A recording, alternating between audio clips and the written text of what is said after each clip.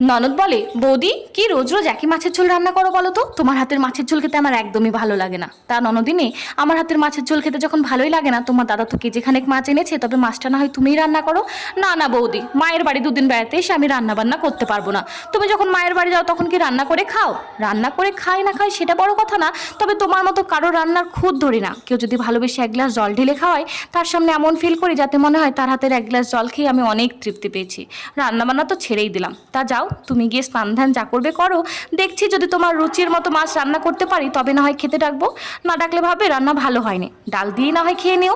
ননদ যখন এভাবে বললোই, তাহলে আজ সত্যি একঘেয়েমি মাছের ঝোল রান্না না করে একটু আলাদাভাবেই চেষ্টা করি। সম্পূর্ণ নতুন পদ্ধতিতে মাছটিকে বেশ সুন্দর করে রান্না করে ঢেকে রেখে চলে আসি ঘরে। প্রায় দুপুর 2টো বাজতে চলেছে, তখন দেখি ননদ এসে ডাকে, ও বৌদি ভাত দেবে না? না গো, মাছের ঝোলটা আজ এত বাজে রান্না হয়েছে যে বাড়ির সবাই দুবেলার মাছ একবারেই খেয়ে নিয়েছে, তোমার জন্য এক পিসও বাদ রাখেনি।